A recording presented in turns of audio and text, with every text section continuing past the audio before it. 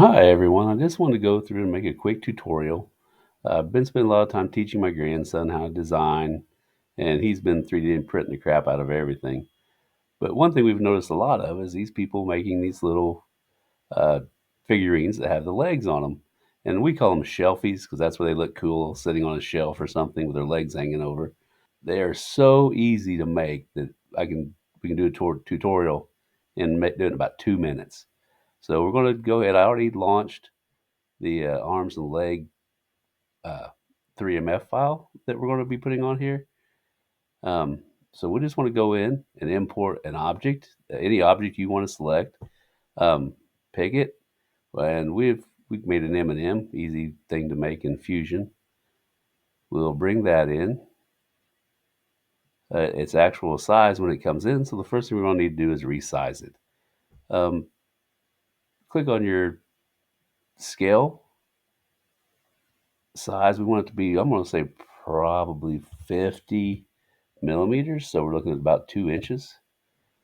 We'll bring it in. So we have our thing already set there. We can come in here, set that in there. We'll right click on it, tell it to center it. Turn it off. Tell it to center it. That kind of lines everything up. So now it's going to be right in the middle of those legs. We're going to use the move feature so that we don't actually get it offside anywhere. It kind of set it right where it needs to be.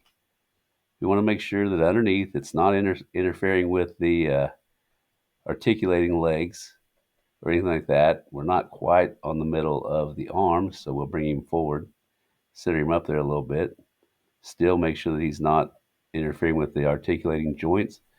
If you look underneath here, there's going to be a lot of overhang. So what we'd want to do is add get rid of that. We're going to add a part. We're going to add, for this, probably a cube would work best. I should have turned that off. Same thing with our cube. We want to scale it, get it down to something like that. We'll turn off uniform so we can stretch it into whatever shape we want. Same thing, we'll center it up.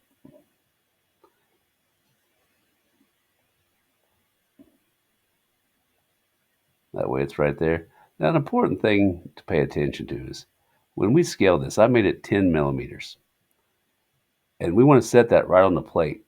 So it's 10 millimeters tall. We want to go into our move, change this to world coordinates. And when it's looking at the position, it's looking at the center of the cube. So we know the cube is 10 millimeters high. So we want to take half of that and put that in our Z. It's going to set that thing right on the plate. So now it's on the plate. It's not going to be in the air or anything like that. Um, we have it centered, so it should be in line. We can bring him straight back. Look to make sure that he's supporting so that our overhangs aren't so bad. If you have a lot of big overhangs, it's going to need support or it's going to spaghetti. So it's kind of pretty much that's all there is to it. We'll go ahead and throw some color on him. And the easiest way to do that is we'll make the M&M part orange.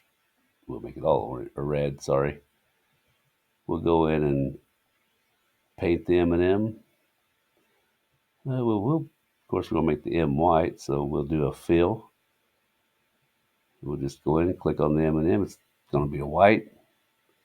We tried to make that as close to the M&M as we could get it without spending too much time on it. But now we have that. The next important part is to grab the two items, and you do that two ways: holding Control and clicking on each item like this, or another trick that a lot of people love once they learn it is to hold the shift and drag a box around everything. If you want to select multiple parts on your print, that's a great way to do it. And once you have them both selected, you're just going to merge them and you're done. You're ready to slice that and send that to your printer. That's how easy it is to make one of these shelfies or articulated items. So if you need anything else, just send us a message. We're always here to help. And thank you very much.